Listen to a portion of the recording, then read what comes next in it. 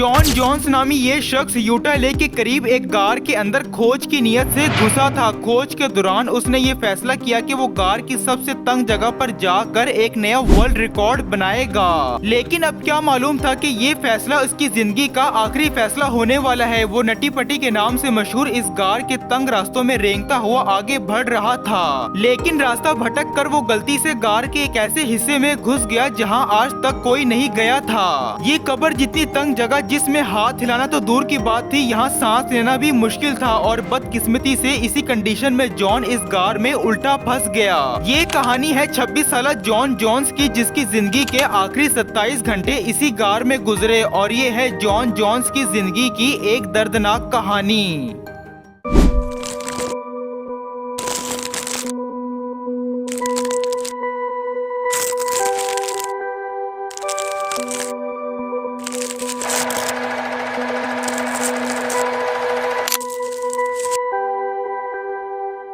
Utah की salt lake city के करीब छोटी छोटी चट्टानें, जिनके अंदर ये नटी पटी नामी हाइड्रोथर्मल केव मौजूद है। 1960 में पहली बार ये गार डेल ग्रीन नामी शख्स ने खोजी थी और तब से यहाँ हजारों मनचले नौजवान लोग अपने हुनर का इम्तिहान लेने आने लगे। नटी पटी केव अपने तंग फिसलने वाले टेढ़े रास्तों की वजह से काफी मशहूर है, जिसके अंदर जाने का सिर्फ एक ही रास्ता है और वो है सिर्फ 30 इंच चौड़ा। यानी कि वो नौजवान जिनकी कमर और छाती 30 इंच से कम है, सिर्फ वही इस गार के अंदर जा सकता है। यहाँ पर हर साल 20,000 लोग अपने हुनर को चमकाने के लिए आते रहे। लेकिन फिर 1999 से 2004 तक यहाँ कुछ ऐसे हादसे हुए जिसके बाद गार की सेफ्टी को लेकर बहुत सारे सवाल उठाए जाने लगे।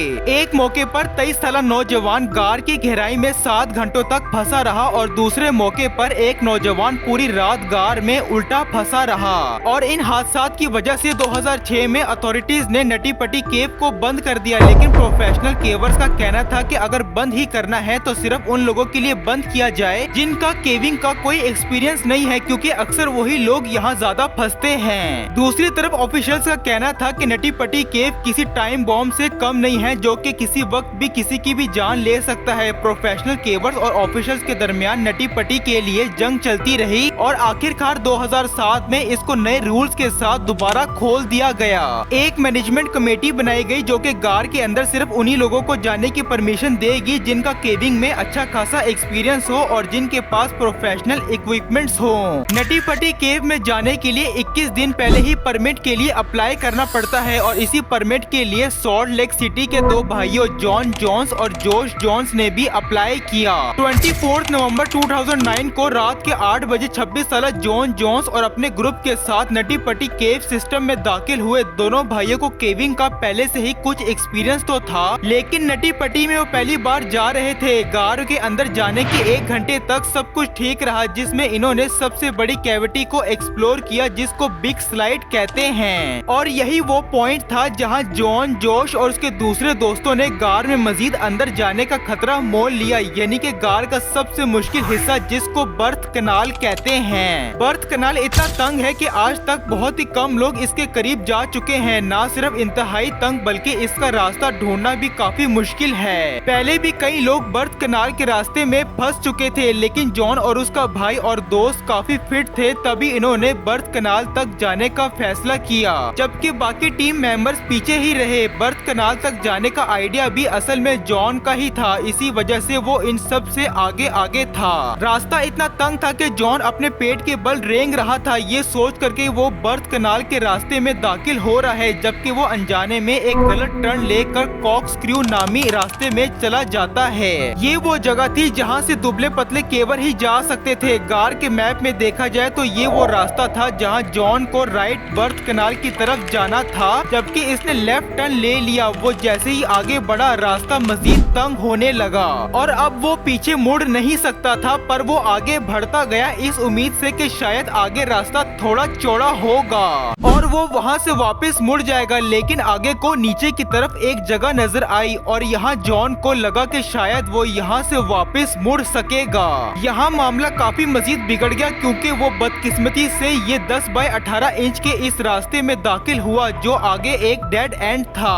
और अब जॉन एक वॉशिंग मशीन जितनी जगह में उल्टा फंस चुका था। इसका सर नीचे, टांगे ऊपर और जगह इतनी तंग थी कि इसके हाथ भी इसकी बॉडी में दब रहे थे, यानी कि वो अपने हाथों का इस्तेमाल भी नहीं कर पा रहा था। जॉन ने कई बार निकलने की कोशिश की लेकिन एक बार भी उसे कामयाबी नहीं मिली। अब इस वक्त जॉन ने अपने भाई को आवाज देना शुरू कर दी। कुछ मिनटों के बाद जब जॉन का भाई जोश वहाँ आया तो उसको जॉन की सिर्फ टांगे नजर आई। पहले तो उसने अपने भाई की इस हालत का मजाक बनाया, लेकिन जब उसको इसकी संगीन हालत का अंदाजा हुआ तो तब जोश भी घबरा गया। जोश ने अपने भाई की टांगों को पकड़कर कई बार खींचा, लेकिन इससे ये मामला और खराब हो गया क्योंकि अब जॉन ज्यादा नीचे चला गया। जॉन उल्टा फंसा हुआ अपनी बॉडी को बिल्कुल भी नहीं हिला पा रहा था। इस पॉइंट पर दोनों भाइयों को लगा कि अब इनको प्रोफेशनल हेल्प की जरूरत है। अब मसला ये था कि 911 पर कॉल करने के लिए गार के अंदर गहराई में मोबाइल सिग्नल भी नहीं थे, जिसके लिए जोश को गार से बाहर आना पड़ा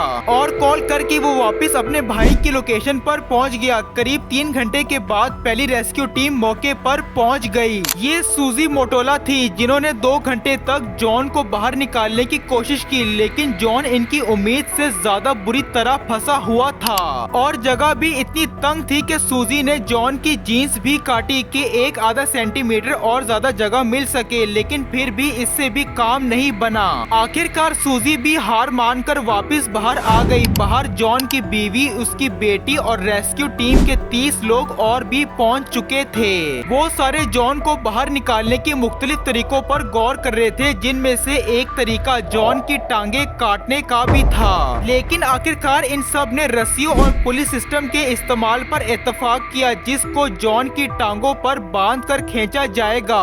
पर मसला ये था कि मुख्तलिफ पुली को गार के पत्थरों में ऐसे ड्रिल करके लगाना था ताकि रस्सियां पत्थर से ना टकराएं और सारा लोड सिर्फ पुली पर पड़े। पुली को गार के पत्थरों में ड्रिल करके फिक्स किया जाने लगा, जिसमें ये खतरा भी था कि गार के पत्थर टूटकर रास्ता भी बंद कर सकते हैं, लेकिन फिलहाल इसके अलावा और कोई हल मौजूद नहीं था। ड्रिलिंग के दौरान कुछ पत्थर टूटकर स्लाइड करते हुए जॉन के ऊपर भी गिरे। 700 फुट की गहराई में ये काम करना जहां काफी मुश्किल था, वहीं काफी टाइम कंज्यूमिंग भी, और ऊपर से इन तंग रास्तों की वजह से एक वक्त में सिर्फ एक ही रेस्क्यू वर्कर जा सकता था। ऊपर रेस्क्यू वर्कर्स की तादाद 100 से ज्यादा हो चुकी थी, लेकिन वो सारे कुछ नहीं कर पा रहे थे और लगे हाथ रेस्क्यू टीम में मौजूद एक डॉक्टर ने मामले को मजीद संगीन बना दिया जब इन्होंने ये बताया कि जॉन क्योंकि उल्टा फंसा हुआ है तो इसके पास सिर्फ 10 घंटे हैं, यानी कि इतने वक्त के बाद जॉन के ऑर्गन्स एक एक करके फेल हो जाएंगे।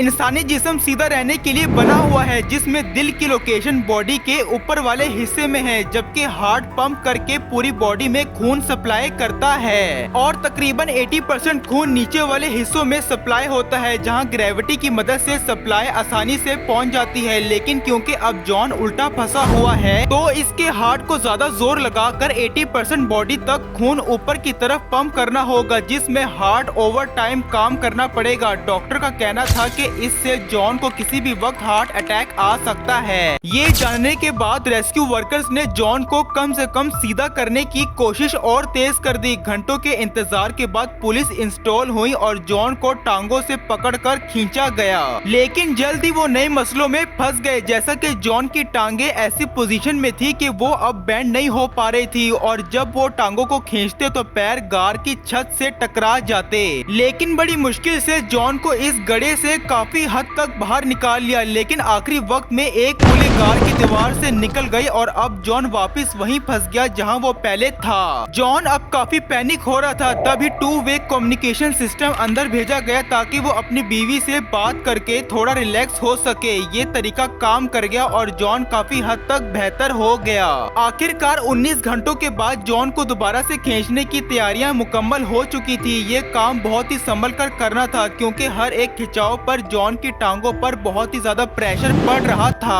बड़ी मुश्किल से इस बार जॉन को काफी हद तक बाहर निकाल लिया गया, इतना बाहर के उसका फेस रेस्क्यू वर्कर देख पा रहे थे। इस रेस्क्यू वर्कर ने बाद में बताया कि जॉन की आंखें लाल थी और उसके चेहरे पर खुशी के लम्हात थे। पिछले 19 घंटों में पहली बार जॉन इस तंग रास्ते नुमा गड्ढे से बाहर निकल कर देख पा रहा था। अब सिर्फ एक पुल की जरूरत थी और जॉन पूरी तरह से इस गड्ढे से बाहर निकल कर आ जाता। लेकिन तभी अचानक एक झटके से दोबारा पुली फेल हो गई और जॉन वापस से उसी जगह में जाकर फंस गया जहां वो पिछले करीब 20 घंटों से फंसा था। जॉन जोन्स को बचाने के अब इस आखिरी अटेम्प्ट में इसके गिर्द पत्थरों को ड्रिल करके तोड़ने की कोशिश की गई, लेकिन शायद अब बहुत देर हो चुकी थी। जोन्स ने हिलना बंद कर दिया था और वो किसी बात का जवाब भी नहीं दे रहा था। इसकी बीवी ने इसे रेडियो पर जॉन को होश में लाने की कोशिश की, लेकिन कोई फायदा नहीं हुआ। इस पॉइंट पर एक बहादुर पैरामेडिक को जॉन की पल्स लेने के लिए नीचे भेजा गया। जिस बात का सबको शक था